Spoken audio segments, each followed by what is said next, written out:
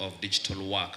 So this is a very interesting area where we are saying Kenya has the largest number of small and medium enterprises. The enterprises are really in high need to digitize and have digital solutions to be able to grow and also expand to even take advantage of the various trade protocols the country has been signing. So we have a number of initiatives there that we are working on, and some of these I'll speak to them as we respond to some of the questions that will be coming through. So in a nutshell, that's the program that we are implementing. Now the question is, how does that interface with the conversation that we're having today on the digital twin and the twin transition between digital and green, and a few things. As you've heard, one of the areas that is very, very important is where we're actually creating a robust capacity for digital skills for people to be able to apply the digital knowledge to tap into opportunities that are available across the globe and even in the green and circular economy. The second element is the robust infrastructure that we're building. If it is typical to have this kind of conversation here in Nairobi, but when would someone in Kacheliba, the farthest corner of this country, or somewhere else in South Sudan or somewhere in Africa, access this without proper infrastructure? So we are also building capacity to make sure that the conversation on circularity, which really is very, very paramount and important, can also be accessed through that level of infrastructure. The last element that is also important that we're doing is on the innovation ecosystem and startup ecosystem support. Currently, we are working with well over 150 startups in the platform economy, and some of these are largely in the circular economy and green technologies that are looking at providing different solutions in the economy. So again, seeing how we can accelerate their growth so that they can actually continue to provide valuable services in the ecosystem. And my last point is on job creation. As we look at all these complicated value chains, as well as the complications around the ecosystems that we're building, job creation becomes paramount. And so far, we have seen the potential of this twin transition, and currently we have around 1.9 young Kenyans who are really, really benefiting from this digital transformation, and majority of these are also starting to green their gigs and their digital work. So those are developments that we continue to monitor and to see, and so for now I would like to stop there. I'm happy to respond to any other questions as we progress. Thank you.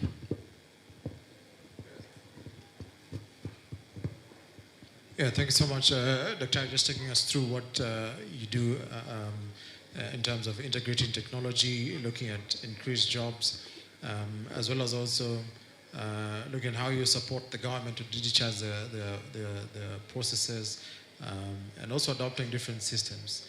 I know you had a presentation to share with us in terms of some of the numbers that you have. And I will ask our tech guys just to put up some of the numbers that you had in terms of getting access to employment, and also looking at the three pillars that you just spoke about of the Ajira project. So with the numbers that are there, I mean, what difference are you seeing, and what is the two things that you mentioned that are an accelerator to increase access to technology? I think general about awareness is this really high level of awareness about the potential of digital as well as circularity amongst the members that we've been working with. And so that's really spurring adaptation. Of course, we know that the structure of the labor market is a huge challenge, and therefore young people continue to innovate to see that there are opportunities in which they can continue to grow and expand and take advantage. But I think the most important thing is the way the value chains, the value chains of companies are really changing and working on a very complex environment that requires different solutions. And the complexity of those solutions can be found within the confines of some of the digital natives. So young people then have a great opportunity to continue entrenching their capacities around those changing value chains. And as we move towards circularity and having a more general acceptance that we have to try and adapt practices that are really are acceptable and perpetuate sustainability, then it means that young, at the very center, young people who are really fast in adapting technology, the largest population that we have not only in Kenya but in Africa, can really, really benefit from the interventions and opportunities that are actually emerging. This is not your traditional value chain interventions, but they are really, really new opportunities. Talk about data science. How do we then use data to create and to predict some of the climate change mitigation issues? So there are really quite a number. How do we create solutions that would predict or just show or just help in testing certain things? So the merits of opportunities are quite huge. And we believe that as we continue to create conversation and point people to the right places in which they can actually provide sustainable solutions, then there are likely to be significant changes, especially in the labor market for young people, but also triple bottom line effects on planet as well as profits for companies. So I just saw some quick numbers with the presentation that you had, talking about the value of a market, which is about 180 billion in Africa. And this is a very important piece of data for us to use even as we continue with the discussion. So allow me to invite Valentine just to look at taking from where Daktari left it and look at the value of the digital economy in Africa, and some of the initiatives that are under Safaricom. How have we been able to integrate circularity within some of the projects that you have? I think our tech guys will also pin up your presentation as we proceed on to the conversation.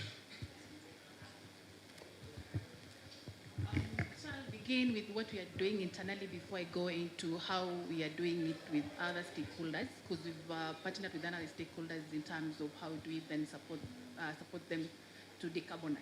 So internally, we have policies that support us to ensure that we embed circular economy in all our operations, where we aim to ensure that in all the waste that we generate, we recycle them 100%.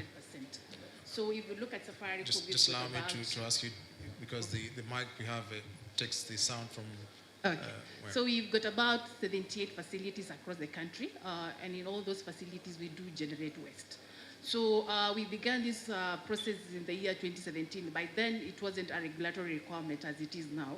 So we took it as a best practice. So what did we do is that we purchased waste bins for the different categories of waste. So we have organic bin, we have plastic bin, and we have the paper bin. So we distributed all that to all the retail shops and onboarded an MR certified waste handler who is able to take our waste, reuse, and recycle. So what we realized along the way was that there was a lot of paperwork when it comes to submission of that data. So we were able to empower our waste handler with phones that they're able to key in the data at the point of the data collection. Then that data is transmitted to us in our central office. So with the data that we get, we are able to analyze the data in terms of how much has been generated in a day and what are the trends like. And based on those trends, then we are able to make some decisions. For example, if there is an upward trend, then it calls for us to take some measures in place for us to ensure that we keep our waste on the decline. So that is what we are doing internally in terms of embedding digitization on waste management. In terms of how are we supporting society to decarbonize, we are working with a number of stakeholders such as Mr. Green and Takataka Nimali on how can we then embed M-Pesa so as to support the circularity of the waste management, say for example plastic. If for example somebody has collected plastic and they would like to take it to say for example Mr. Green, how do you then convert that waste into bonga points or something like that and then get the money in return? So in return, other than getting the money, the amount of the plastic that you've taken hands you some points, yeah? And you can redeem those points at any retail shop, be it a supermarket or any other shop where you like to shop. So that is what we are doing with Mr. Green, Africa. We're also working with Taka Nimali to see how then, because they have a lot of players in the market who are supporting them to collect waste. They are called waste recyclers or waste aggregators. How can they then use technology to convey information? Say, for example, this is the amount of waste that we've collected, and we would like to transmit the same to you, so as to support in the logistical planning. Yeah. So we are developing a system say that these recyclers or waste aggregators can transmit information to their employer, and the employer, based on that, will be able to plan for the payment and also for the collection of the waste. Yeah. Thank you so much. I was also looking at the data that you have in terms of the collection from different facilities. Do you see, what trends do you see in terms of the collection in rural areas and urban areas vis-a-vis how we look at it in terms of penetration of internet in the economy? Because sometimes we assume the penetration is only and use is more in the urban areas. So is there a relationship between the gadgets you do collect and penetration? Okay, so the challenge is this. So, we have partnered with We Center here, who are supporting us with take-back system for the mobile phones. This is something that we started way back in the mind. In the year 2012, where we wanted to take responsibility for the end of life for the mobile phones. So when we started, the idea was to take back the mobile phones. But after getting into the business, we realized that everyone was getting us everything electronic waste. But we said, look, of course we've declared that we'd like to take back electronic waste, and therefore we can't refuse to take electronic waste. So we accepted to take everything from the customer. So be it a radio, be it a TV, be it a refrigerator. So since then, to date, we collect everything from the customer. And the issue has been, we've not been able to categorize the waste that we get from the customer into the various streams of waste. Say, for example, from mobile, from the TVs, from all that. But I think it's a challenge to us to ensure that we get statistics, yeah, so as to take account in terms of how much are we getting back from the customer. Because in a year, for example, Safaricom sells about 1 million mobile phones. But what we get back, we are not able to say now, because we've not been able to track and take that into account. Okay. Yeah. Thank you so much, Vivian.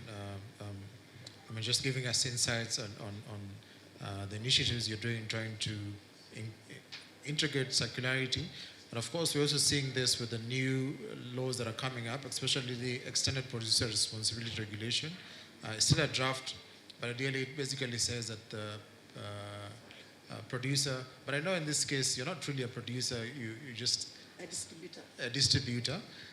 But the brands of those gadgets will be liable post-consumption, meaning after I have used my product and it has gotten to the end of life, when I want to throw it, the brand is still liable for this product post-consumption.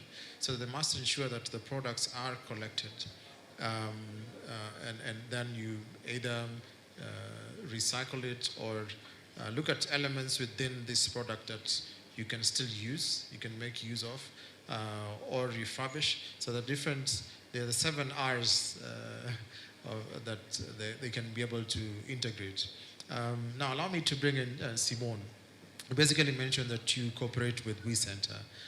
What is We Center? Because when we say We Center, we assume that everyone knows what We is, and in people's head, they could be thinking of WE. So We Center. So is it WE or what is it? You want me to take? Okay, so WEEE stands for Waste Electrical Electronic Equipment, and that is an international acronym. We managed to fetch that into our name 10 years ago when We Center was started. So yeah, that's the We. That's We. And she also brought the element of working together with We Center to collect the gadgets. So what does We Center actually do in terms of, and how then do you ensure that there is an element of circularity within technology and electronics? I would love to tell you. Can I do my presentation? Lovely. Do we have the presentation on?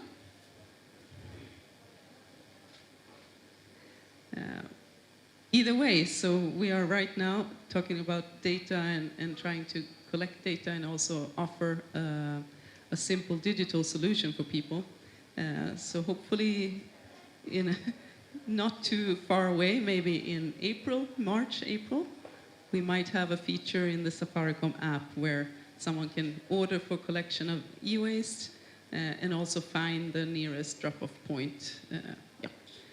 I would rather stand. Is that all right? Sure. Okay. So, sustainable electronics. We love these gadgets, right? And we want them to last, but we also want to exchange them. We want to have new items. Oops, that was very quick. And we don't want them to destroy anything, so now you can change. Beep. Beep. No? Yeah. This is what we don't want to see, right? But unfortunately, it's happening. And also when people take care of it in a wrong way and hurt themselves, hurt their community and the environment while at it. Because electronics contain a lot of different elements, chemicals, materials that if they're handled wrong, especially like the heavy metals, it will pollute a lot. So what do? Beep. We have a process where we do collections, awareness creation programs and projects, trainings, and then we have dismantling, resale of components or items, and also remanufacturing, like the batteries you see on this screen, but also some e-waste art projects, which is a tiny piece of what we do, but the map of Kenya there is one example of what you can do. We have some problematic fractions, though, here in Africa, which are posing troubles for all the e-waste entrepreneurs, and also not just problems, but high cost. Because if you take care of these things, there's nowhere to take them. If a screen is broken, if you have a refrigerator foam, cartridges and toners, or bulbs and tubes, you're in trouble because you need to store them. And it's very costly to send abroad for recycling. It's nothing you gain money from. And this also poses some difficulties when it comes to charging for the services. But we hope to work on this, because where is the circularity in this? We can't really now influence the design of these items. Or we can start with that, but we need to take care of the old ones anyway. So, beep. We do work with the future, as well as we try to solve the old systems also. So looking at the production, being a voice for a circular and more sustainable production line and value chain, which is the blue here, where you see the material choices, the extraction methods, etc. Of course, we can't do much, but at least we can raise the voice like we're doing today. And then we have the consumption patterns, where green procurement is very important, so that we choose to buy more sustainable products, the ones produced according to the good parts in the blue. And then the unity and standards, because now when we're starting to refurbish and remanufacture and reuse things, we also need standards and certifications for those, so that they can enter the market and be sold or rented out. Reuse, tech support. We also need collection structures, so that we also enhance and keep the value of any items being transported back and forth. And then I've written manual versus mechanical disassembly. Many times we believe that efficiency is good with a factory and a machine, but I would say that to reach circularity, the manual dismantling is optimal. We get all the details one by one, and we can take care of them. We could send them back to the manufacturer, or we could sell them online, even the tiniest screw, right? Which also will give us job opportunities. So instead of investing in big machinery, many times I would say do that calculation and see, okay, the machine might work for 10 years. How many people can I hire for 10 years to do the same kind of work that that machine would do? Do you get what I'm saying? So I think that's how we need to really present it, and that's how I'm discussing with investors that we've been meeting also. Because they all want to make impact, and I believe in that. And then the attitude shift, of course. Beep. So it's a team effort. We consumers, or we manufacturers, need to step into these blue and green spaces that we had on the last one. More renting than buying.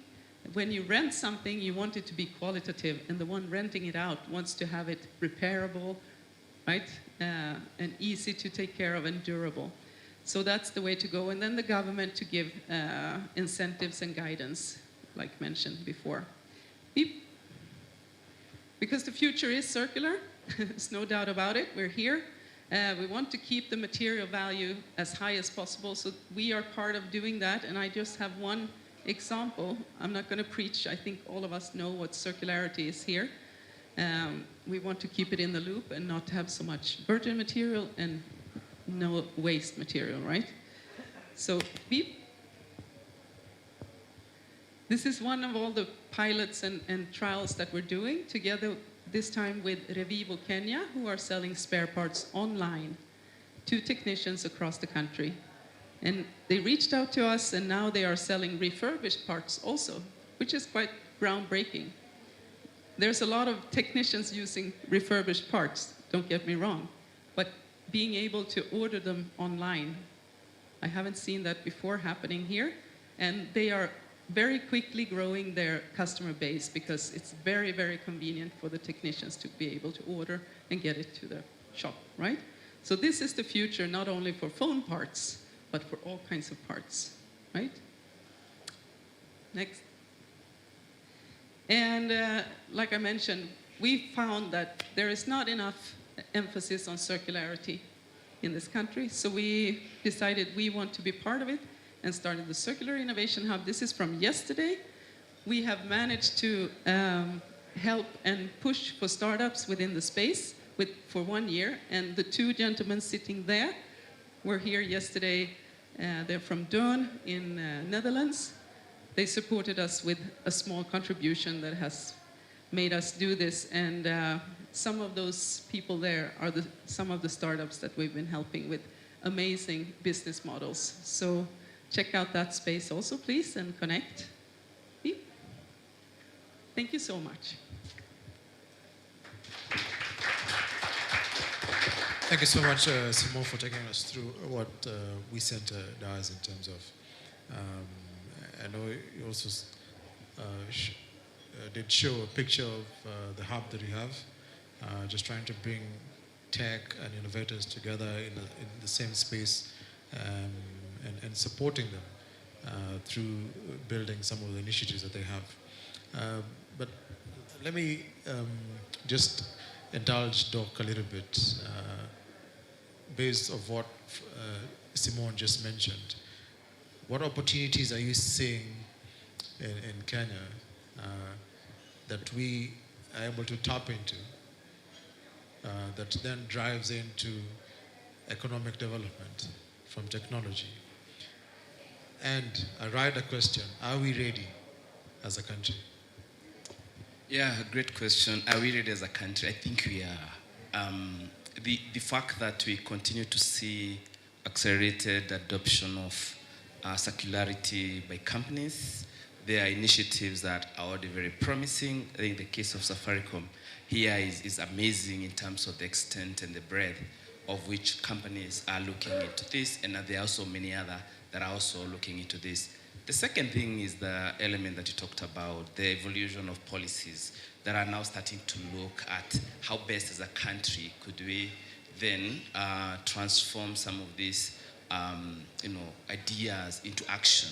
And I know with the rollout of the PRO, there are massive opportunities to scale some of the work that is really happening. One of the greatest challenges around job creation is that we have numerous ideas, pilots, that are not able to move to scale. And the scale of the magnitude that we are dealing with here is, it's really, really big. And we know if you extrapolate this kind of, nice designed program that we Center is implementing to Africa, what that means. So Doc, let me cut it short a little bit, because when you talk about upscaling, and then I looked at the screen, I saw a case study from Ajira. I mean, tell us more about this case study that you have, and how then can we use some of these initiatives in upscaling? Because you triggered just a thought when I was looking at the screen. Okay, thank you. And I think I was really trying to sort of bring the context into which this now can actually be a lever of scaling what we have seen working. And so the Agile Digital Project, as you can see, really looks at how can we use the digital transformation as an enabler for creating sustainable business models as well as creating employment.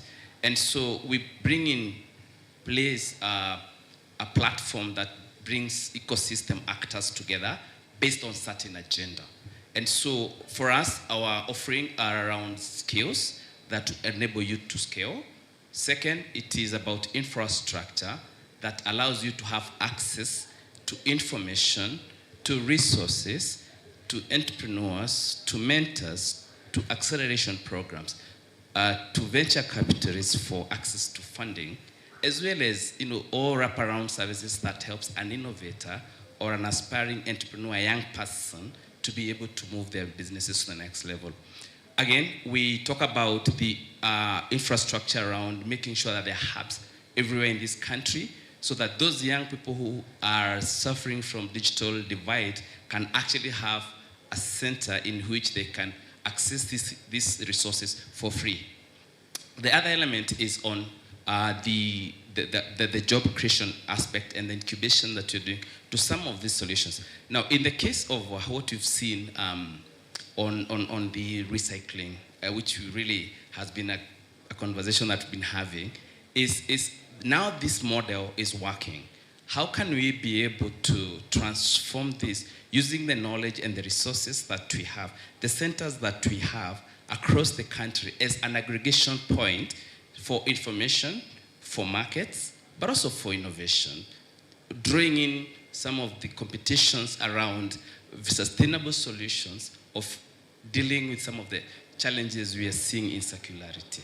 So for us, I think those really are the key elements that we see as interfaces, but we're also very, very excited to see how the policy evolution is moving at a faster scale to be able to ensure that there are protection, so that there are no issues around, privacy, confidentiality, data usage, and data malpractices, as well as all other challenges that comes with digital transformation.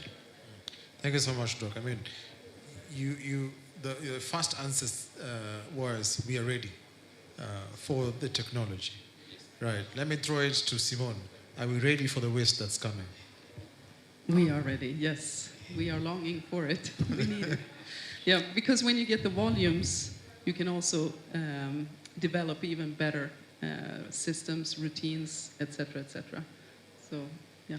But one of the studies that we did in terms of looking at large household appliances, we basically noticed that institutions like yourselves, which have been trailblazers in Kenya trying to deal with e-waste, have perfected the art of looking at phones, laptops, computers, and such like. But we're also having a challenge with large household appliances, for example, the refrigerators, the ovens, the ACs.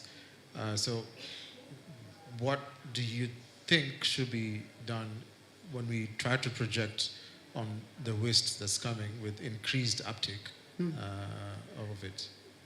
I'm happy that you mentioned that, because one thing is people don't know where to go with it. So if something breaks, they just carry it out of the house and put it in the shamba in the backyard. So one step is, of course, always awareness creation, awareness creation, awareness creation. But then, when it comes to these larger ones, and I'm happy you mentioned fridges and the ACs, because now we are also partnering with AGAS from South Africa, so that we will be the first ones in Kenya to be able to take care of the refrigerants. So that is happening now, which means we can start also marketing that in a different way than we have been able to do before.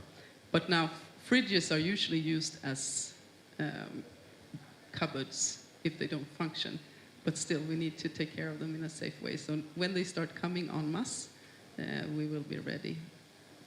You know? And so Valentine, you just mentioned that you are collaborating with WeCenter, and you are not specific to just say we want to collect phones alone. You mentioned that you're also trying to collect other e-waste apart from phones, right? Or, so do you see this being one of the things that companies should be able to adopt as a best practice, speaking of a case study from yourself? With the EPR regulation, I think it should be the way to go for business to embed circularity in their operations. So, for example, I'll give an example of what we are doing currently within Safaricom. We are in a telecommunication business, and we put a lot of base transceiver stations across the country. So realize that in the process of building base transceiver stations, upgrading and decommissioning, there's a lot of electronic waste that come out of that process. If you look at climate change, it's a crisis currently across the globe. And we've told ourselves we need to take the lead and ensure that we are not contributing to the climate change problem. So we've told ourselves we need to embed circular economy in terms of managing our electronic waste coming from the network waste. So what have we said is, from the work that we do, be it upgrading or decommissioning a site, if we realize there's an item that can be reused, we reuse within the system. If there's something that can be recycled, then we partner with a NEMA licensed vendor, say for example, WeCenter. And we are looking at the challenge currently is as we try to onboard a recycler or a vendor who's able to manage our network waste, is that we were looking at a vendor who has capacity to auction this particular network equipment across the country. Because sometimes you realize that you import a particular technology, but by the time it gets to Kenya, it's out of date. Yeah? But that technology can be used somewhere else. And you've used money, but you've not been able to utilize. How can you get value out of it? So we wanted to onboard a vendor who is able to have visibility across the globe and get to know who is this particular person who is interested in this particular technology, so that he can sell that technology to that particular person and get money out of it. So we are trying to address climate, but also in terms of cost saving and even getting value out of it is one of the agenda in this particular program. As we wrap up, let me begin with Simone. What do you think are the one thing that you see in Kenya that will create an enabling environment in terms of just catapulting access to technology? I know there are many of them, but you can just pick one in terms of if we were to say to the government, hey, this is one of the things, there are 5 things, but this is one of the things that you can prioritize for the economy and the sector, because the topic of the day, we were looking at digital access being a driver to economic growth. Well, we need to continue with the schools because we see so many people who are still digital literacy, they are illiterate. That's also why we have those programs with Computers for Schools Kenya, where we do digital literacy programs. So one thing is getting the network out with you and other guys on telecom to get that, and then having equipment, and preferably why not use refurbished equipment instead of new items, so that everyone can first of all understand how to deal with a computer and with the internet and understand that, and then comes to different applications on top of that when people know at least how to handle it. So I would say continue emphasizing on learning institutions and to release them when they're broken, because what we also see when we go to schools is that they have piles of old electronic equipment and bulbs and tubes and cables and stuff because they don't know how to release them. Yeah, Yeah, okay. just to add to what Simon has mentioned, I think partnership is critical, yeah? Be it private to private or public to private partnership. And I'll give an example of how partnership has been of help in terms of access to technology. There's this particular product called Lipa Mdogo Mdogo. I don't know how many of you are aware of. It's a partnership between Safaricom and Google, where they're trying to upgrade people from 2G to 4G phone-enabled devices. So one has to just pay 500 installment, and then the rest they will be able to pay for the next 9 months, 20 bob per month for the next 9 months. And through that, people have been able to be transformed. Because I think at the moment they are talking about more than 600,000 Kenyans having been able to consume the product. The other partnership that I've seen working very well is the partnership between Safaricom and UNICEF, where they're looking at the marginalized communities or the refugee camps, where they have schools, but the schools are not able to conduct classes, say for example, virtually. And they've been able to connect those classes to internet, and they're able to now to do the classes virtually. Yeah. Thank you so much. I will throw the same question to Dr. Ari. What are the one thing or the two elements that you think if the government or the citizens or the private sector works on, then we'll be able to have a smooth growth curve? Yeah, let me quickly mention 3 things that I think are transformational, besides beyond the points that have been raised here. I think the first one is a mindset shift.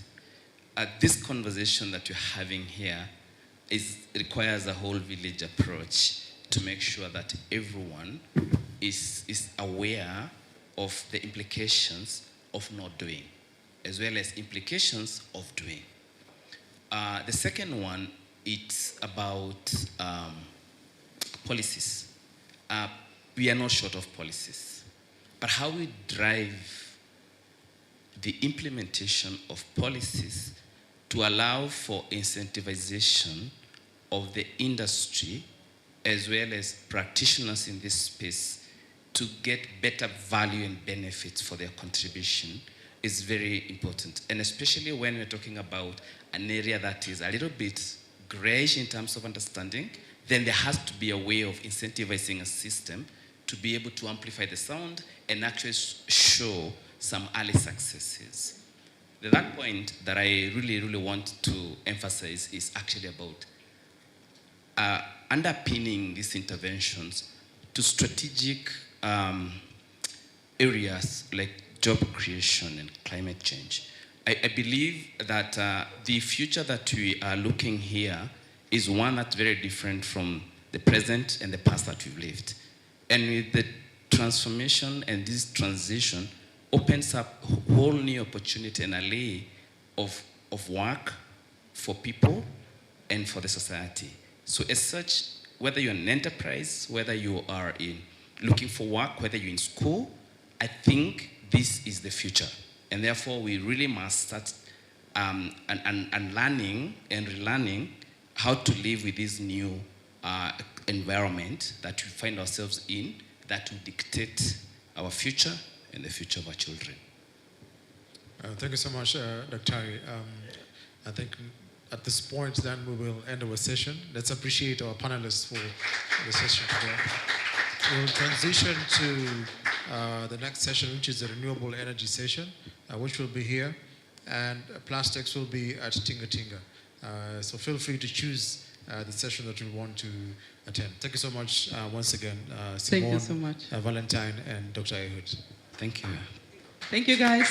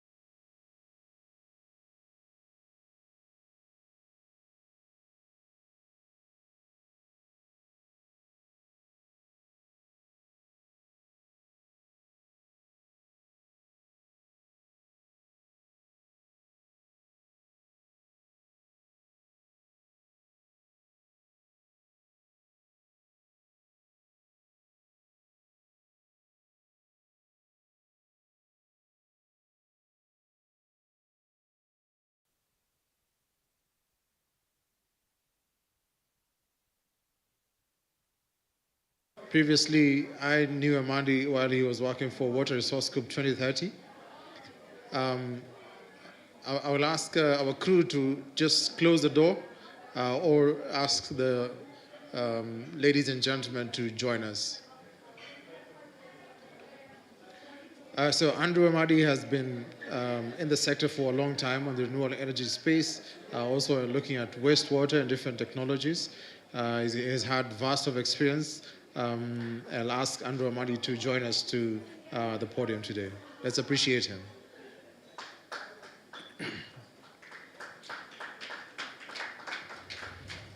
We also have Jibril Omar, who is the CEO of Ofgen. He's here with us today. He is known for coming up with tech renewable energy company that has closed some massive deals. Here he will be telling us more about that and how he is able to pull that off to get access to financing using the different mechanisms of financing. And we also have Juliana Kainga, who is here with us today. I'll ask her to join the podium, and she will also tell us more about the association she represents. She wears many hats. That's why I was tongue-tied for a moment on which organization to introduce her. We also have Andrew Wood, who is the CEO of Tombolo. We'll also invite you to the stage. And last but not least, I will invite Linda Davis, who is the CEO of Giraffe. And she has had a number of innovations that she'll be talking to us about on trying to increase access to energy, but at the same time also using waste. Great. So thank you for joining the session today on renewable energy and choosing this session. And we are happy that you came back. I see most of us, the energy levels were going down, so that's why we had to get some sugar out there and come back in rejuvenated. So I will start with Andrew Amadi, who is the CEO of Korea, to just give us a quick overview on the topic of the day and what Korea has been doing in terms of trying to increase access to energy, and more specifically renewable energy. But before we get there, I will ask us to do a quick round of introduction, just to speak a little bit, 1 minute. Let's give us 60 seconds about your company. Let's start from Andrew. Thank you, Ebenezer. Good afternoon, everybody. This is what they call the graveyard hour. And, you know, people do the buffalo movement where the heads drop, so I'm watching you to see if you're awake. So my company, Tombolo Energy, in Africa, how many people do you, what's the population of Africa? Anyone know? Audience participation. What's the population of continental Africa? Anyone know? 1.2 billion. How many of those people have access to electricity? 50%, correct. So 680 million people in Africa don't have access to energy. And so I'm an African, I'm from Africa, my family's from Botswana, I'm third generation African, and I work with some Europeans. And the European solution or the mindset for Africa is that solar is the answer. But solar is not the answer. It's far from the answer, nor is wind. And the problem, so I work in very rural communities, and the problem that we face in Africa, you'll see almost on every street. I've just come from Zambia. And in rural communities, people need heat. They don't need LED lights. 73% of energy demand in Africa is for heat, not light, to prepare water and to cook. And so on a massive scale in Kenya, South Africa, Malawi, Zambia, people cut down trees and they make charcoal or they burn paraffin. it's a disaster, because if that goes, there's going to be no circular and no economy. So we've developed a technology that allows communities to make their own waste, process it, and cook with organic biomass from any source, and at the same time provide them with the basic requirements of energy and fast internet access. So that's what we do. Thank you. Thank you so much, Andrew. Let's move to Juliana.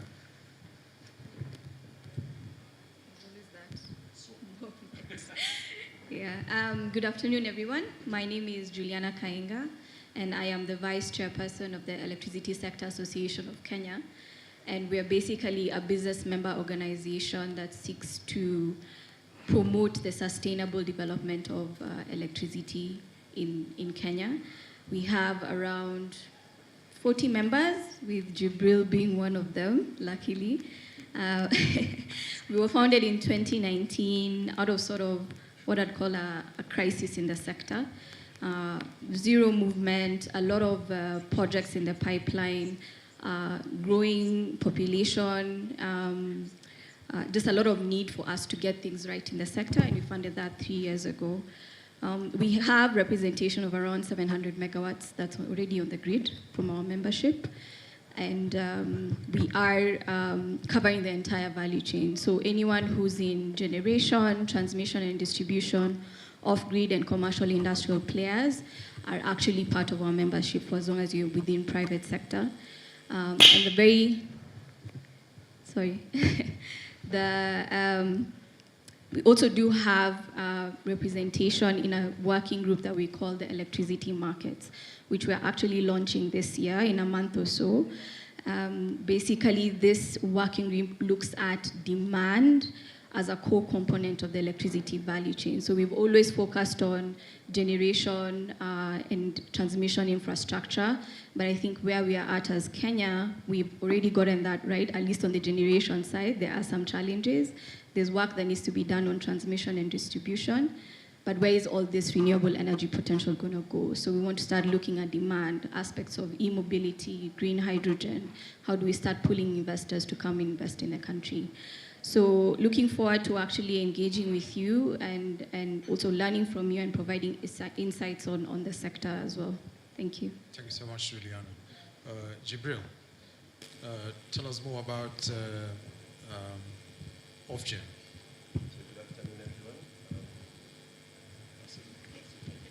Good afternoon, everyone. My name is Jibril Mohammed. I'm the CEO at Ofgen. We're a power company, essentially a solar power company. We sell electricity, and we are a member of ESAC. And Andrew is also a chair on the side of the Association of Renewable Energy. So we sell electricity essentially, but mostly our focus is on the commercial industrial space. Where did we get our dream or the idea to do this? Essentially, he said, currently we have 2 billion, a billion people in Africa, and by 2050 there will be over 2.5 billion. So 1 in every person on the planet will be an African and will require an energy to support the economy, the social side of things, and also to mitigate the green,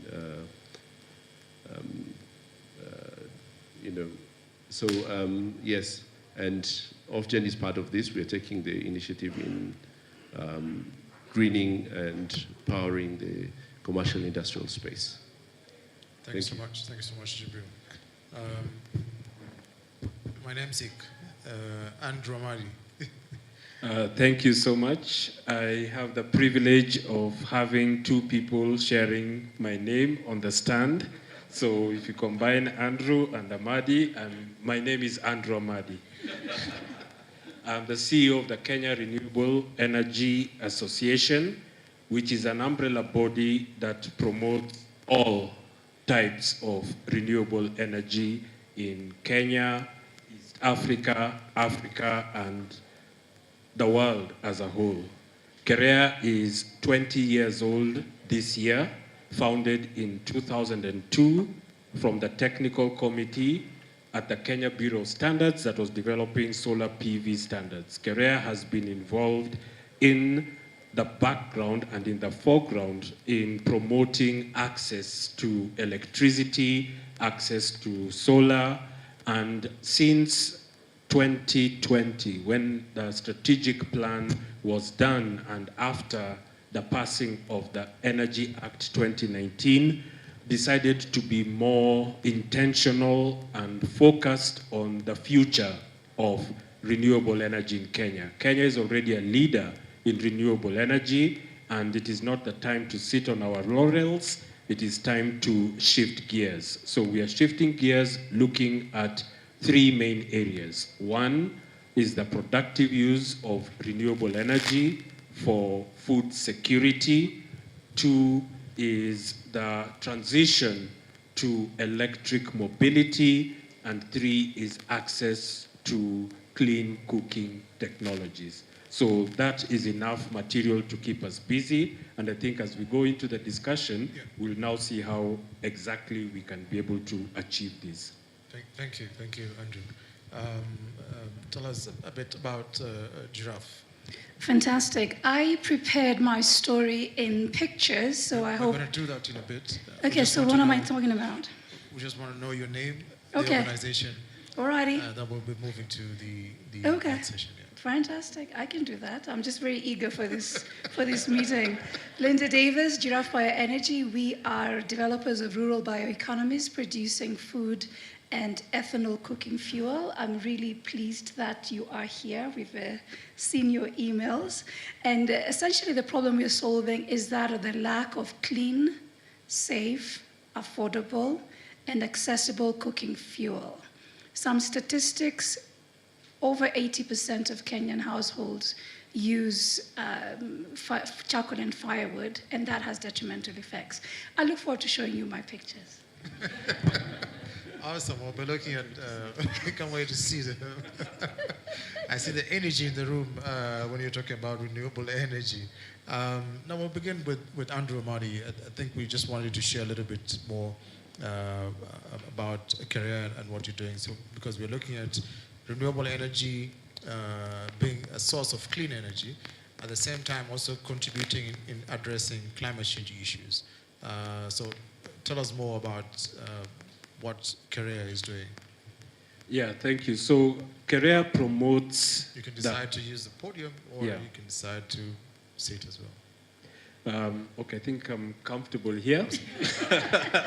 Or maybe lazy or old, I don't know. So Kerea works to promote the uptake of renewable energy technologies and solutions by supporting the creation of an enabling environment. So the enabling environment has got different components. Policy, institutional, regulatory is a major one because it affects or disincentivizes the growth. There is access to finance, which is on two sides. There are developers and there are consumers. So we look at how to address those issues. There's access to markets because for renewable energy to grow, we need to create new markets. We need to create bigger markets. And then there is also access to technologies. We need to have the right technology for the right application. So the way that we do this is that the totality of renewable energy is very wide. It covers everything from solar to waste to hydrogen to very many moving parts that is not possible to do it in one entity. So we work in collaboration. We work with subject matter experts on clean cooking, on electricity, commercial and industrial. With the private sector, we work through KEPSA. We work with anybody and any entity that is aligned with these goals and purposes. So today, renewable energy for the longest time has been promoted in the context of climate mitigation. But for Africa, we are now saying renewable energy is not about mitigation. Africa is not responsible for majority or even a sizable portion of carbon emissions. It is for adaptation. That Africa is a massive landmass. We cannot be able, as you've just been explaining, to deliver the kind of technologies that maybe have worked or the way that they have worked in other places. We need to be able to zoom in and find a solution that will work at a village level and replicate this 300 million times over. It's not business as usual, so we need to have models that work, and that's what we are committed to. We engage with the government, we engage with development partners, we engage with the private sector to be able to find and allow for these solutions to happen. Thank you so much, Andrew. And it's quite interesting that you seated at the middle, and the two people at the far end are making up your name. That's Andrew Amadi. And I mean, you talked about the policy space and creating an enabling environment for businesses to operate. And I just want to bring in Jibril from Ofgen, picking up the discussion from there. I mean, you're now a private entity. You spoke about the enabling environment. As a company, what are the solutions that you have that are now driving renewable energy and also looking at issues on climate change? So speak to us more about Ofgen. Yeah. So thank you, Amadi. Unlike Andrew, probably I would like to stand. I've been sitting the whole day. So, I mean, I would ask, what is the future of power? What is the future of energy? Let's look at 2030, 2050. There are three key things. They're called the triple D, which is decentralization, decarbonization, and digitization. So if you want to know the future, it is based on those three elements. So decarbonization, meaning that we will be moving away from fossil fuel, diesel gensets, and so forth, towards renewable energy. Power will be decentralized, meaning instead of having power pulled all the way from Ethiopia or Bujagali in Uganda, most cities will be having their own power generated, or similar to what Ofgen is doing now is majority of power by the commercial industrial service that we provide is power that is generated on-site, meaning clients and factories would have power on their roof or on the ground, and they'll consume as they demand. And then digitization. What does digitization mean? It means, in a layman's language, for those of you who receive your utility bill, you pay them based on trust. So you look at the electricity bill and say, okay, this month, this is my bill. I'll pay it. But against what? I mean, how do you decide that this is the correct bill? Who decides? The person billing, and you are the one. So in the future, you'd be able to have a bill that you yourself are able to look and say, okay, let me counter-check with my digital meters and see. So why am I having so much of power in the house? And why is it that we're generating so much power requirement from one bedroom? Maybe the young man somewhere is generating bitcoins, and you're sitting in the living room, you're not aware what's going on. So that is the future. And if you want to be part of the future, that is the journey you need to take. So Ofgen, we provide these solutions, and mostly our focus has been on commercial industrial. We provide power to the industries. You know, industries are the core, and I agree with Andrew when he said 2.5 million people. 2.5 billion people. If these people don't have a solution, whether from power or heat, they're going to burn down everything and then to convert them into charcoal. You know, where will this charcoal come from? 2.5 billion people. So we need to transition. And yes, we provide these solutions together. I know the utility are not so happy about the work that we do because we tend to take a lot of their business. But the reality is, a utility like KPLC, Umeme, or Kechaco, or the Tanzanian TANESCO, they're all utility that are listed companies. Their mandate is to make money. So there will be no day that they are going to give you discounts, or there will be no day that they are going to feel sorry for you. So their mandate is to make money for the shareholders. And we are here to discount, to make sure that it is very competitive, because it's a monopoly and we want to provide the same solution. Please don't go and tell the KPLC I said that. Just keep it within us. Yes, so we're a Kenyan company. I'm one of the founders, and we founded the company 8 years ago. And we recently had a new shareholder, which is part of the Toyota Tusha Group, which is Sifao. And so we are Paris. We registered to Paris, but also Paris Sifao is also 100% owned by Toyota Tusha Group. So we are one of the few Kenyan companies that have done a milestone in the renewable energy. This is purely a foreign-dominated market, so we're fighting a lot with foreign competitors who have very cheap debt and cheap money. So ESAC is here, Amadi is here. The most important is we can need to discuss is how to also bring cheap money in the near future. I know it's the last hour, but because it's a renewable energy, I hope everybody has the energy to go. In the renewable energy space, we say the battery state of charge is very low at this point. So we'll try and figure out how to charge it. Thank you. Thank you so much, Jibril. Let's appreciate Jibril and Andrew for the presentation. That was for Jibril. Now let's appreciate Andrew.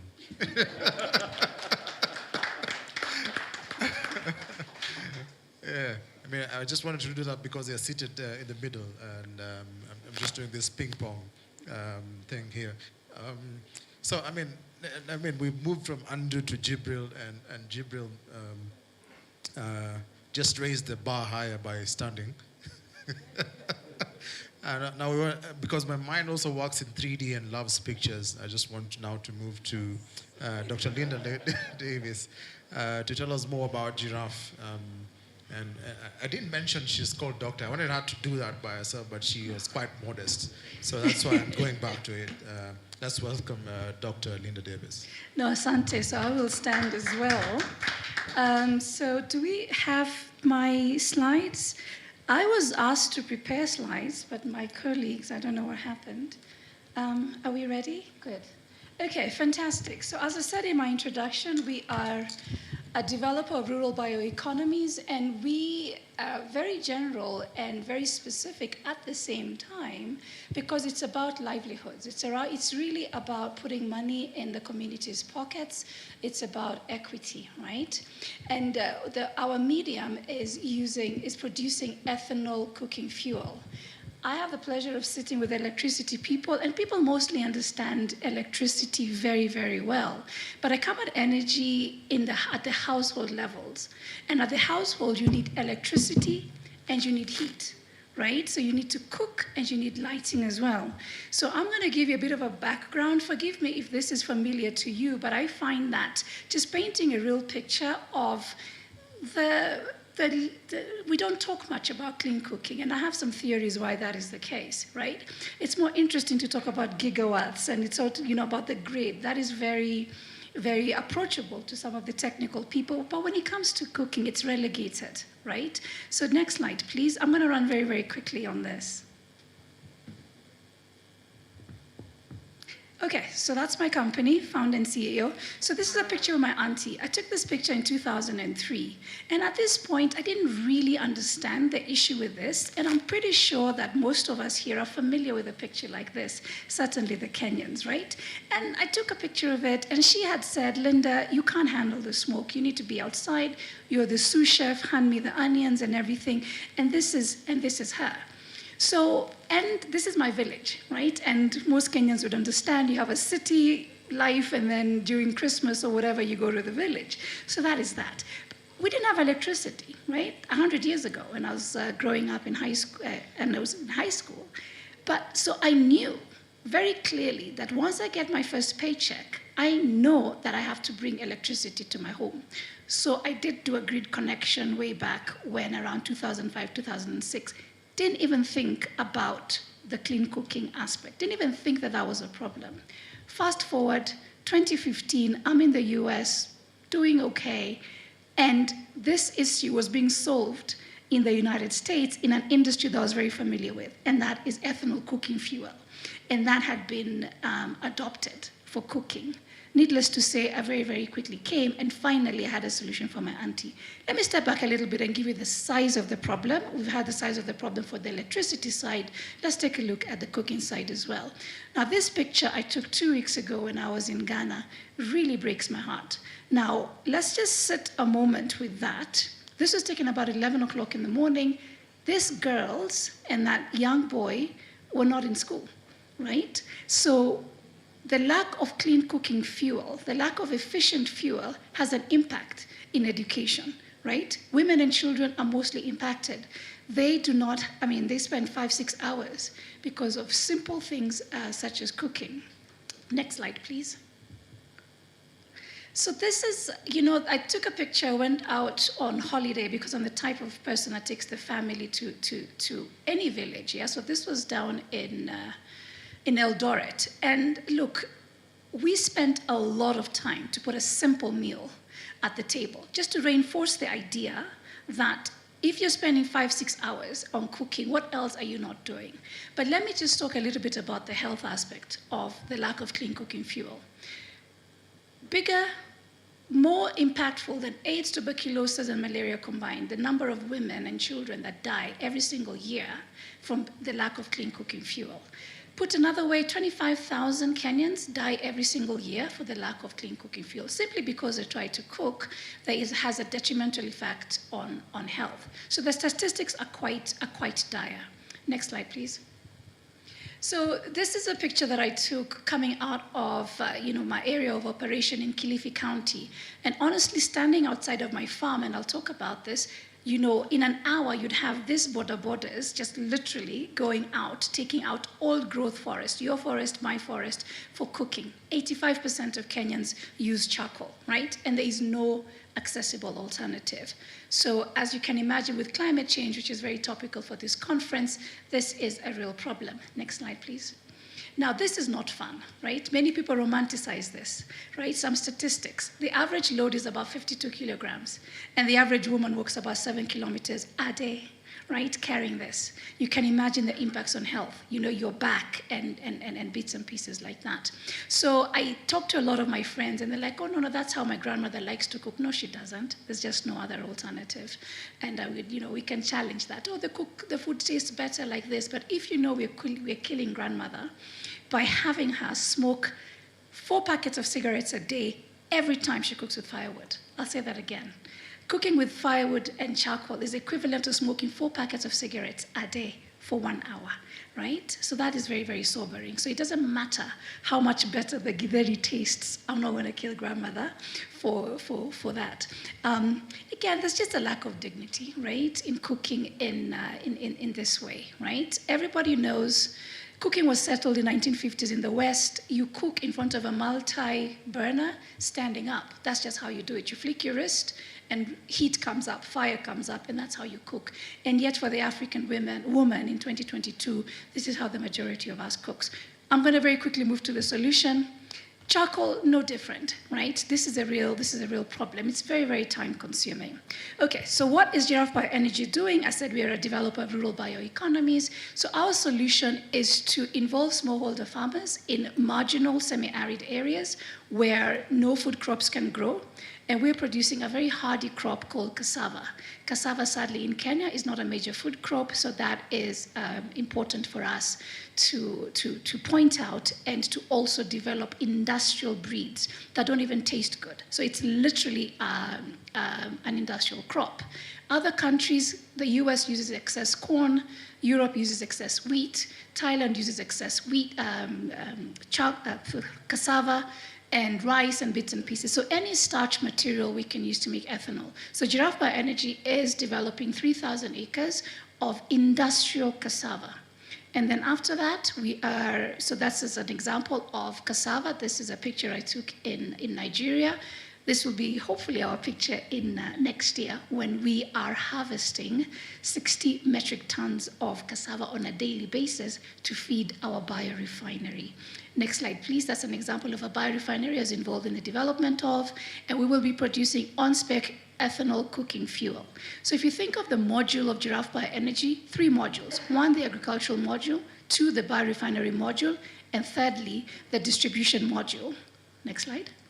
Which mercifully we don't have to develop. There's already people that know how to use to move flammable liquids, right? So Shell, which is in Kenya, is a Vivo subsidiary, will be collecting ethanol cooking fuel from my biorefinery. Next slide. And then the downstream has already been developed. You may have heard of Cocoa Networks, who are making strides, right? 650,000 Kenyan households today are relying on ethanol as a primary cooking fuel. The travesty is this ethanol is imported. What that means is we're making other farmers rich. It's imported from the United States, right?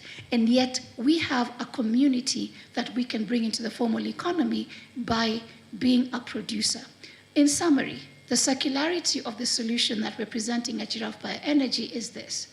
We will produce ethanol in the rural areas using cassava, primarily Kilifi County, where there's arid land, and this ethanol is distributed in the urban areas, right? So technically speaking, next slide, please, last slide, please. This is what we're trying to, this is the dignity we can bring for the urban community, right? Where we're not using charcoal, we're not using kerosene, right? And the burners have already been distributed. The burners are already in existence. The downstream marketing is already in existence. In summary, we are producing, last slide. Yeah, so for Kenyans, by Kenyans, right? So produced in the rural areas, consumed in the urban community. And the reason for that is simply the distribution, right? So you need to have your accessible, right? So remember, with cooking fuel to be viable, it has to be safe, clean, accessible, affordable, right? So this solution is for the urban areas, produced in the rural areas. We're partnering with my brother here, Andrew Tombolo, to look at alternative solutions for the rural areas. So we do not have Giraffe Bioenergy and you have communities under the grid that are still using charcoal and firewood. We will have a solution that can be deployed in the rural areas. Thank you very much.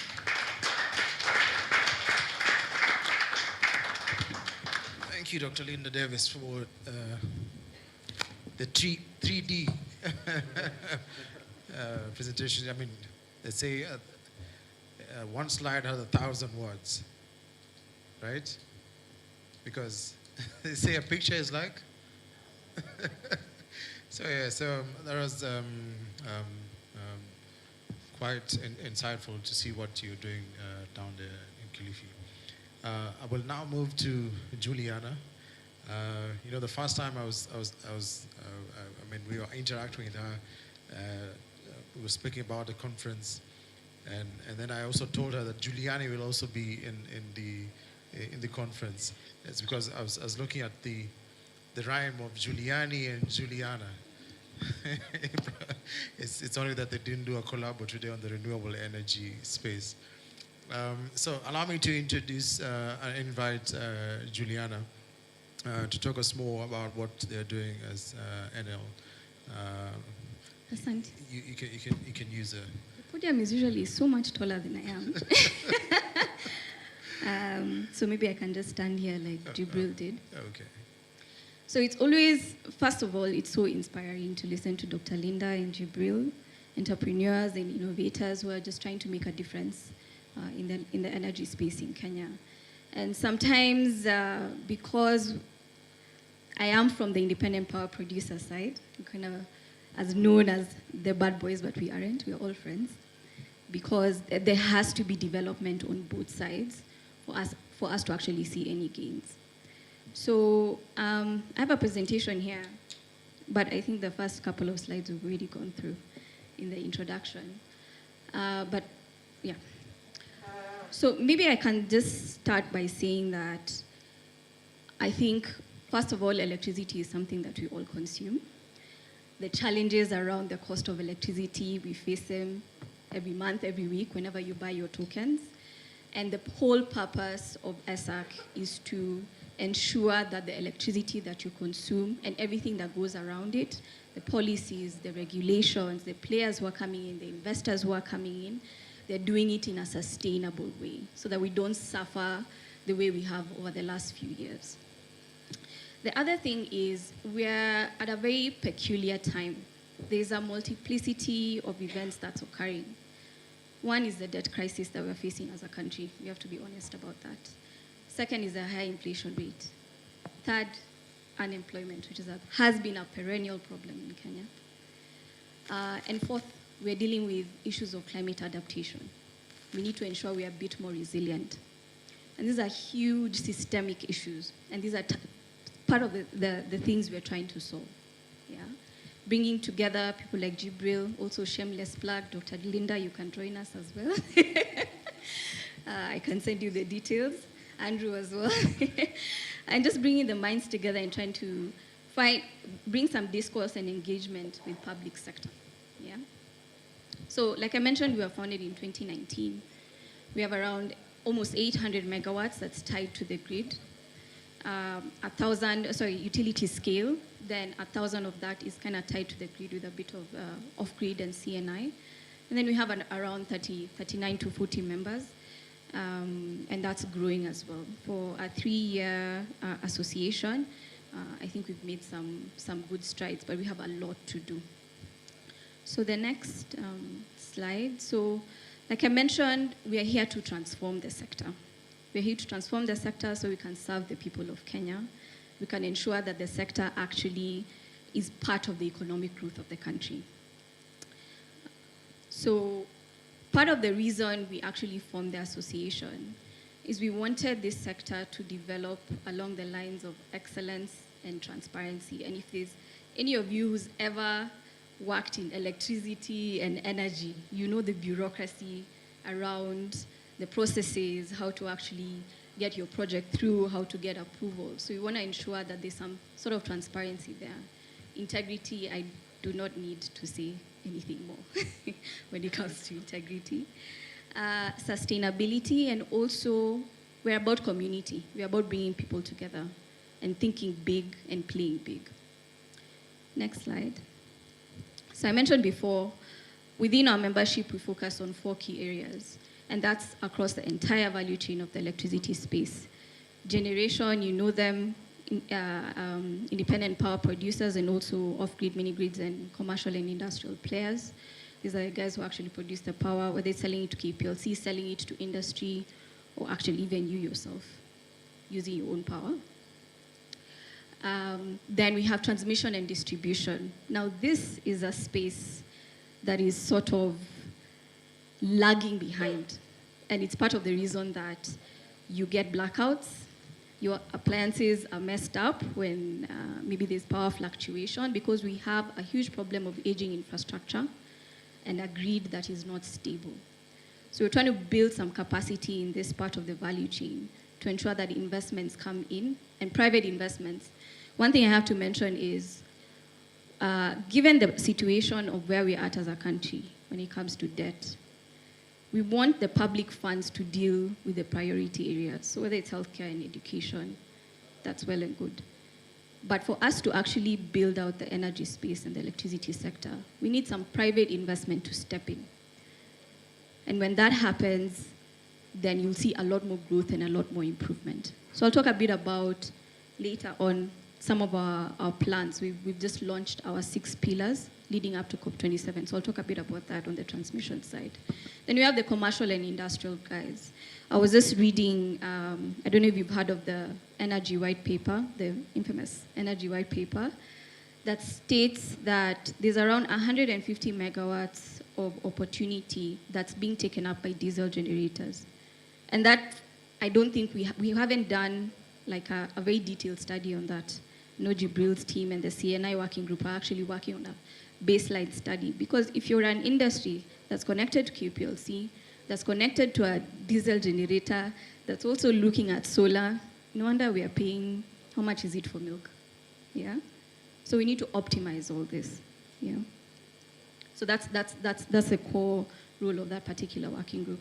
Then we have the electricity markets. So this is very recent. We're launching it on the 1st of December because there's a need for us to also look at demand. Historically, power generators have always been, or the position has always been that we can't deal with the risk of demand. That risk should be dealt with the utility, with Kenya Power. But we have huge investors. The pockets that we're looking at are the same. Yeah, if you're going to an EIB, if you're going to a CDC, if you're going to European Union funds or European Commission funds, these are all the same pockets that we're looking at. So why do we want to distance ourselves from actually what's going to determine the growth on the other side of the value chain? So we want to start looking at aspects of e-mobility, and Andrew Amadi has actually spoken about that, and we can collaborate. We're also looking at huge, innovative types of demand drivers. Right now, green hydrogen is all the talk. We can also argue about that if that's actually realistic, but this is how innovation starts, right? And we are well positioned for it. And there are also other aspects around power to X, clean cooking as well, electrifying clean cooking as well. Those are also aspects that we'll be looking at. So we'll launch that next month, December. So those are our members. We have global and local players. We have IPPs, we have law firms, we have consultants, we have financiers. We basically have anyone who's playing in the space as private sector. And these are, I think with this type of group around, then I think the future looks good. Yeah.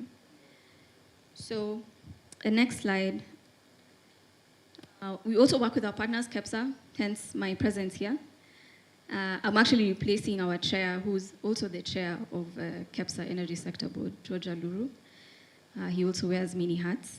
Then we have another partner that's REST for Africa, Renewable Energy Solutions for Africa. So we work with them when it comes to training and looking at policy and regulatory gaps in Kenya. And lastly, we have Global Wind Energy Council, and their mandate is to promote wind energy within, it's global, but they also have an Africa office that's based here in Nairobi. So we work very closely with them over the years. So the next slide. So I'm sure you guys have heard that the president has mentioned a target of 100% renewable energy by 2030 as Kenya. Clean energy from renewable. So what will it take to get there? At least I'll speak from the ESAC side. And big generation, because Jibril can cover the CNI space. And there are a couple of things. So this is all ahead of COP27. So it's very strategic that the statements have come out yet again. Yeah? But we have to be honest and realistic and say, so what will we actually need to get there? The other thing we have to consider is it's an African COP, and most African countries are dealing with the same economic issues currently, whether it's because the lagging effects of COVID or whatever else is going on in the country. And the argument there will be, we have fossil fuels, why don't you let us use this to industrialize? And why don't you let us use this to grow our economy? I mean, very valid points, yeah, because the global north has done it for 100 years and more. So the argument for renewables needs to change. Yeah, it's okay. You can go to that slide. It needs to change. So how do we counter the industrialization aspect when we're countering fossil fuel industrialization? So the current situation in Kenya is we have a 90% renewable energy grid, dispatchable, not installed base, installed capacity. As mentioned, almost 800 megawatts utility scale by ESAC. We are top 10 in geothermal generation, and we have more than 75% electricity access rate. I think it's almost 80, over 80, yeah. Electricity access rate, though that access rate, the definition also includes reliability. So we also have to be, we have to be careful there. So, and apologies, this slide is actually a bit small. So if we're going to get to 100%, and you've seen there, we're already sort of at 90, so it's not too far to go. But what does it mean with all the resources that we have? How do we take care of the jobs? How do we take care of the debt crisis? How do we take care of this high inflation? So how can renewable energy speak to economic growth? One, we need to look at demand. So selling and positioning Kenya as an investment destination for industries that are looking to green their operations. Yeah. So currently what's happening in the global north is an energy crisis. A lot of companies are struggling because of the price of the inputs of electricity. And there's a lot of pressure for corporations to get to their net zero goals very quickly. So why not come to a place that has 90% renewable energy? Yeah. What else needs to happen? Oh, that's a better view. What else needs to happen? The grid infrastructure needs a lot of enhancement. It's aging. It also needs particularly private investment to come in. The second thing is investor risk. We need to ensure that we are really not countering anything that we've done over the last years that has attracted investment. So we need to ensure that we are attracting and not deterring investments by the messaging that's being put out there. Because any risk in one particular sector, I can speak to the generation side, where discussions around re-entering into agreements actually increase the risk premium and increase the risk of the country. So investor confidence was a bit shaken there. So that needs to happen. When it comes to policies and regulations, we've already spoken about that.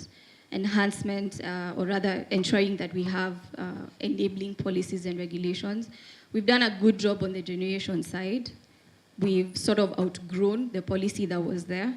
We now need to move into ensuring that if we're procuring capacity, then it has to be competitively procured. We are not going to do feed-in tariffs. It needs to be competitively procured because that's the only way you'll be able to get the price that is actually out there in the market. And the other thing is to ensure that there's proper planning.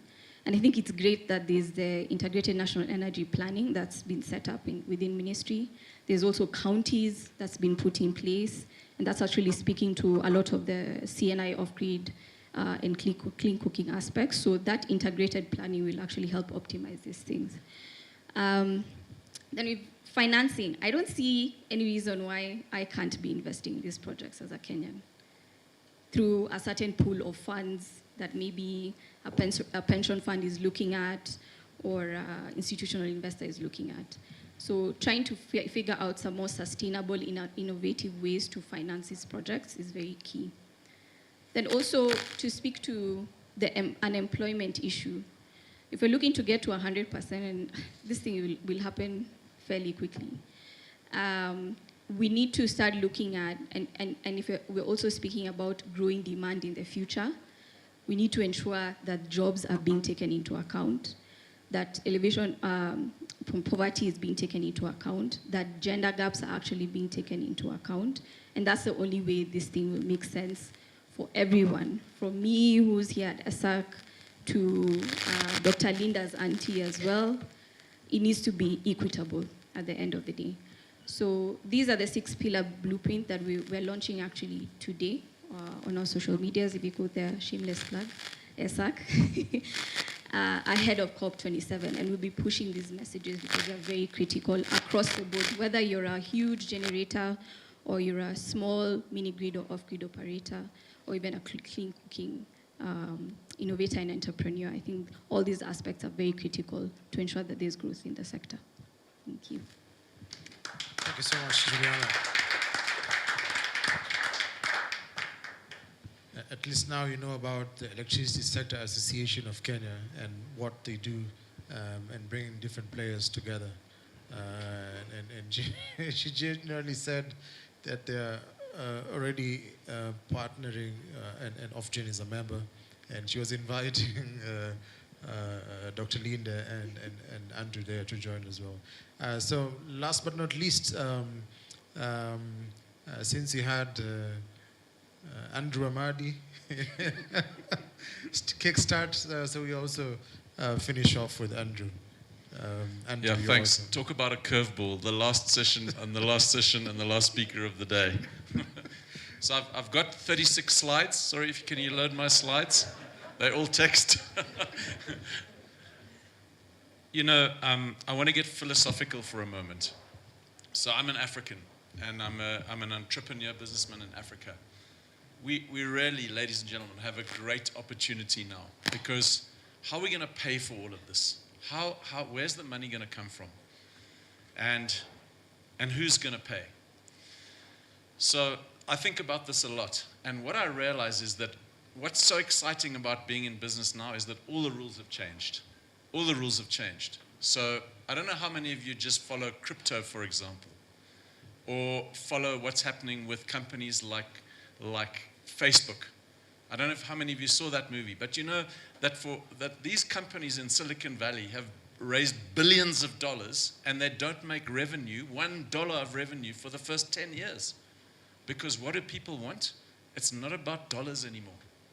Not only about dollars. It's about carbon offsets. It's about cryptocurrencies. And it's about data. And in Africa, as a continent, we have a huge untapped potential of those three things. And that's what's going to pay for it if we play the game right. So I always think, you know, I love to go into the villages and sit with the chief and sit with the mamas and get dirty, you know. I mean, I put this on out of respect for you guys, but normally I'm sweating in a shirt and a pair of shorts. But what's interesting is that when you see what those villages are, what they aspire for, those people living in remote areas, they want what you've got, and they want what I've got. They want an HD TV. They want fast internet. And they want a stove that looks like your stove at home. And they want to switch the light on and off, and they want to be safe. We can do that. We can do that. We can provide it to those people, and we can do it right here in Africa by innovating. I always compare it to what happened in, you know, I used to work in America, and I remember, you know, when you walked around a city in America, every single street you walked down, there were call boxes. I don't know how many of you are old enough to know what a call box looked like. There were just banks of telephones everywhere because you had to phone with a copper wire. And then Africa completely transformed that by coming in with the GSM marketplace and became world leaders in GSM. And I think we have the opportunity to do the same in renewable energy. So what we're trying to do, as an example in Zambia, charcoal is so cheap. The technology I put into the homes costs me about $500 or $600 to make. So how do I make money out of that? Those people can't afford that. But what I'm doing is every time a mama switches on the stove to cook with our system, because it's connected to the internet, I can trade that carbon straight to BP in London as a carbon offset by reporting it into the cloud. If you can just go through just two or three more slides, you'll see a stove go there. So this is what we've developed. It's an African invention. I looked all over the world to find something that did this, and we couldn't find it. So this is a 2-plate gasifier stove on the top, and underneath it's a smart IoT connectivity, which gives the household lights, an HD TV, media streaming, a Wi-Fi hotspot, as well as charging. So that can be made in Kenya, it can be made in Zambia, it can be made anywhere. It's open source. So the way that I pay for it is because I sell those three things to the people who need it in the Northern Hemisphere. Thank you very much.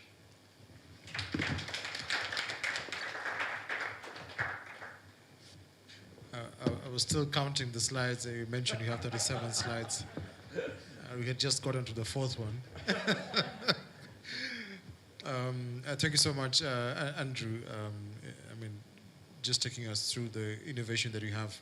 Let me begin from there. I'll just have quick questions as we wrap up. I mean, you're doing two things right there, trying to increase access to energy, at the same time, access to internet. So what's the nexus between these two sectors?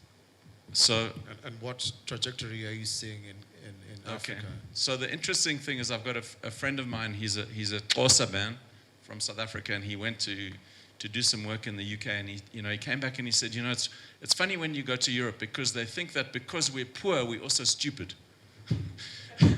And there are a lot of very bright people here. And a lot of research, if you look up, will show that if you give any group of people access to energy and access to connectivity, you don't have to teach them anything, because they will thrive and they'll lift themselves out of poverty. And so my belief is that if you give people those two things, they can just think about what a farmer can do if he has an e-commerce engine. Just think about, okay, here's another question for audience. What's the average age of the population, the mean age of the population in Europe? Any ideas? The middle age. The average age of all the countries in Europe, what's the mean age? 47. Okay, we're a continent of 1.2 billion people at the moment. What's the mean age in Africa? 18. That means that half of the people out there are under the age of 18. Can you imagine have you ever seen, so I take when I'm struggling with my phone, I take it to my son. He can sort out anything on my phone in 30 seconds. He says, "Oh, Dad, how come you still do, boom, boom, boom, it's done." If you give those kids under the age of 18 access to the internet, fast internet, can you imagine how it'll transform this continent? That's the connection. Thanks, Andrew. And let me now bring in Jibril. So looking at the level of investment that is required to increase access to energy, I mean, you spoke about a partnership that you brought in to Ofgem, and I guess that is because you required substantive injection of capital. So what are the mechanisms that you think startups should be able to adopt in Kenya so as to upscale some of the resource, some of the technology they have? Because he generally said, we are smart, right? Just what I heard. Yeah, I'm just speaking up from where you left. And how, I mean, picking off from the lessons of Ofgem. Yeah, so I think maybe just before I answer that, I remember you said about switching the lights on and off. I realized very recently that I had a problem at home because I was accused of every time you come to this house, you're switching lights off. I go around switching all the lights off because I'm thinking from a savings perspective. And of course, every morning I look outside the window to see whether the sun is out there because we sell electricity from solar. So from a weatherman to someone who's very conscious about. But of course, as a company, we are more geared towards profit, of course, but also we look at the planet and the people. In terms of financing, one of the areas that most crucial, I would say, if you look at the investments in totality globally, I think it's about 1% that has reached Africa of the entire investments that has been done in the renewable energy space. It's only up to not more than a 1% that has reached Africa. So that means we can't accelerate investments without money. And the people who have the money are predominantly European companies, and they always would fund European, funders would fund European company registered locally.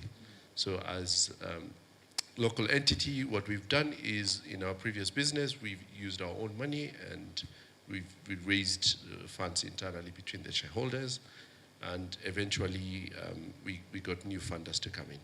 But of course, look, the business is so much. Kenya at the moment, there's about 500 megawatts on the CNI that is available for us. That's like $500 million, close to, on the CNI alone. Where would we get this money from? Nobody's willing to invest, especially there's a risk to the people that we invest in.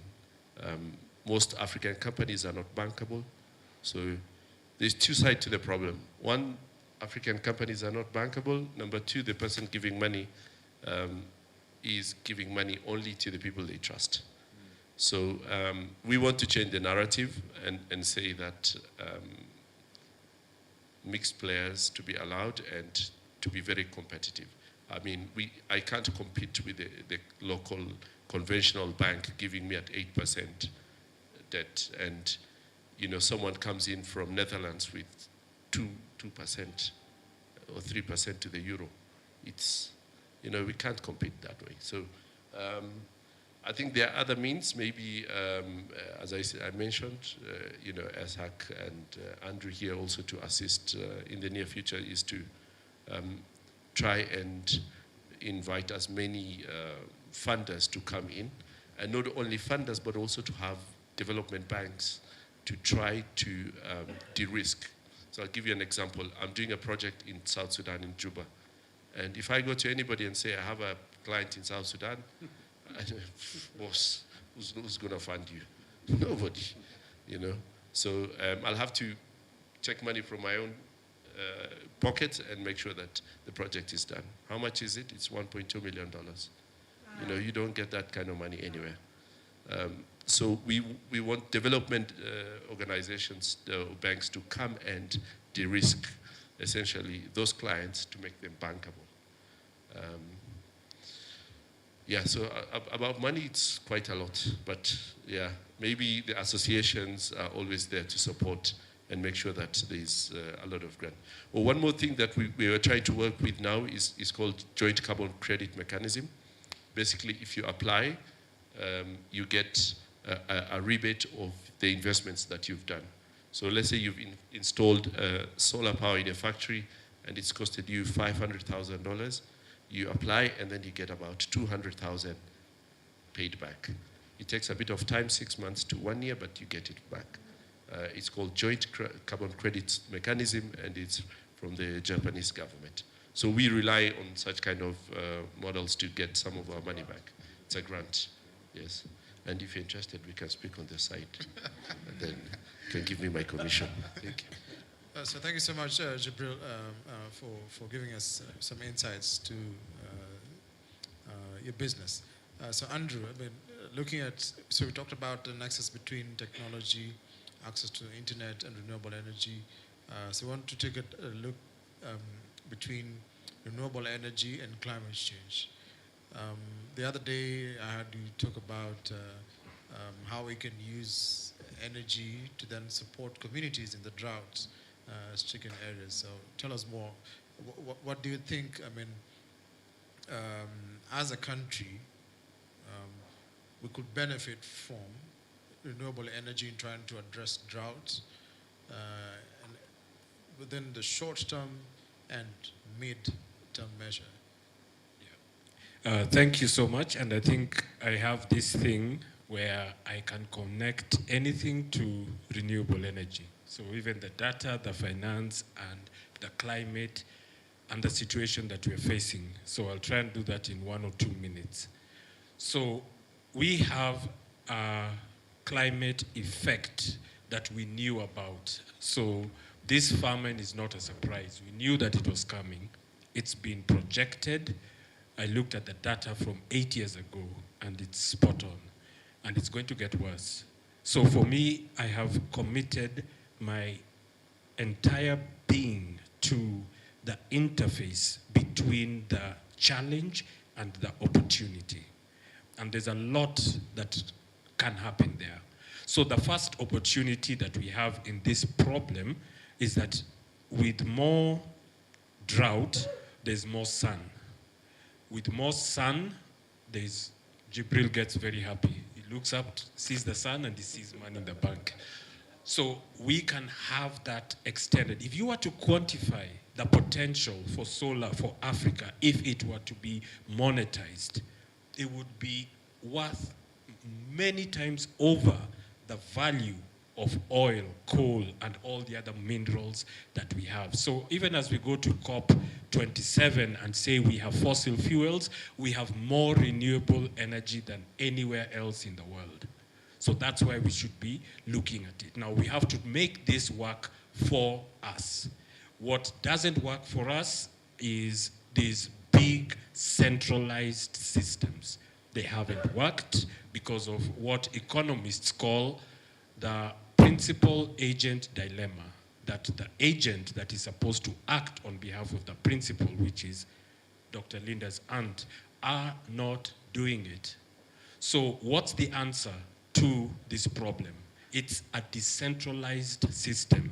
That's where your crypto comes in. It's a proof of concept that you can be able, on a massive scale, to create collaboration.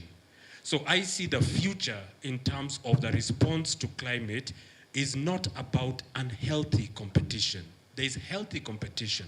The competition is who can make the most efficient panel, who can be able to deliver water at the lowest cost, who can be able to take these productive opportunities to the most distant place. And that is what we are looking at now. We can deploy renewable energy with technology, monetize, and bring those people in the margins into the formal economy. So we can take solar water pumps, we can find the water that's available. Is it surface water? Is it under the surface? Is it deep down? But we can get it somehow. We can put that water to productive use and produce cassava, and we can link the cassava production to the value chain that is already existing and take those people permanently out of poverty. So that is the approach that we're looking at. So we've just crystallized the thinking and said, as a sector, we don't have the money to be able to deploy and to fund feeding programs that don't work. But we have the tools, so to speak, teach people how to fish rather than taking the fish to them. We can teach them through information. If somebody could win a gold medal by watching a YouTube video, what production can they be able to do by having internet access, having the energy to be able to do it, and having the technology to be able to provide the conversion? And all of this is decentralized. And how do you create stability in a decentralized system? And that just becomes democratization. What do people want? And you're very right, the people in those villages, they want the very same things that we want. They need food security. How do we have food security? Refrigeration. Why are we taxing refrigeration at 35%, yet there's now the technology to deploy solar-powered freezers to every village? How much of food security will be achieved? How many animals will not have to be killed and slaughtered and destroyed because they're going to die? Because you can now manage the shelf life of food. So there is a lot that renewable energy can do. It can be deployed faster than the grid. It can be deployed at the speed of an electric motorcycle. And I see that as the future. And I think the future is bright and it's unlimited, and the youth that are in this is where we design from. I think backwards from 40 years from now, 2.5 billion people, how many calories of food will we need to be able to produce? How much land do we need to be able to produce this food? And the answer is 25% of Africa's landmass can feed the entire planet. I may be wrong, you can check it up. Thank you.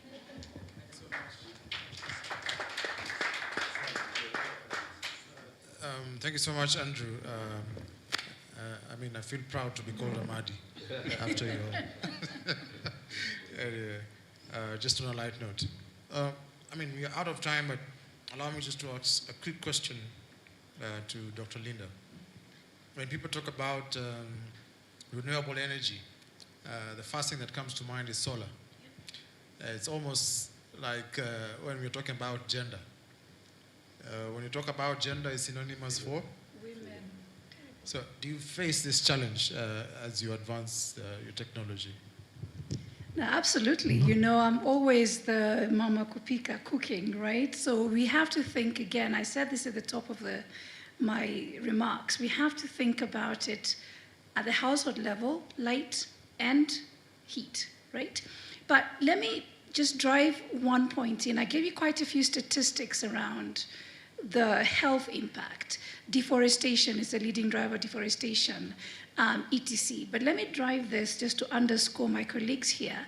From a climate change perspective, cooking with biomass, charcoal and firewood, is the second driver of second producer, emitter of greenhouse gases in Kenya. Second only to your matatus belching the black smoke, right? The transport industry. The second, 40%. So solving cooking through either electrification, ethanol, whatever it is, we will be 40% closer to our NDCs. You referenced COP27 coming up, right? And you're also having the socio-economic impacts that we talked about, right? And we have all those follow-on ripple effects. So in my mind, when we think about energy, hopefully when we leave this room, let's think about it not as decoupled, light only, right? Let's think about that coupled. How do we cook and how do we light our homes? Thank you so much. I think looking at the time, we'll end it at that. Because the energy levels are also deeping, and we also have the people online. So I mean, it's been a.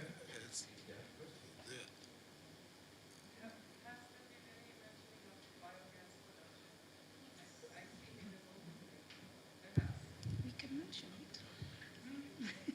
Yes.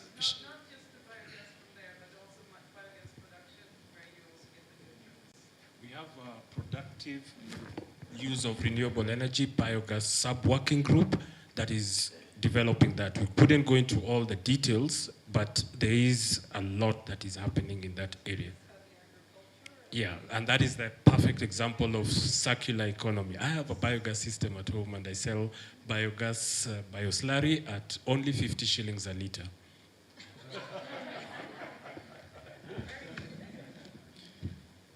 So I mean, it basically just shows that when people hear about renewable energies, there are three things that they quickly think about, and not the other elements that are a source of clean energy. I think allow me to end the session there and appreciate Dr. Linda, Andrew Amadi, Jibril Mar, Juliana, and Andrew. Thank you so much. Let's appreciate the panelists. We appreciate them for taking the time to be with us. If you have more questions, we'll be able to tuck them in, and we'll shoot it to the different panelists through email, and then we can get back to you. If you need more information, like Simone asked, we'll be able to link you to the right people on the panel. Thank you so much, and have a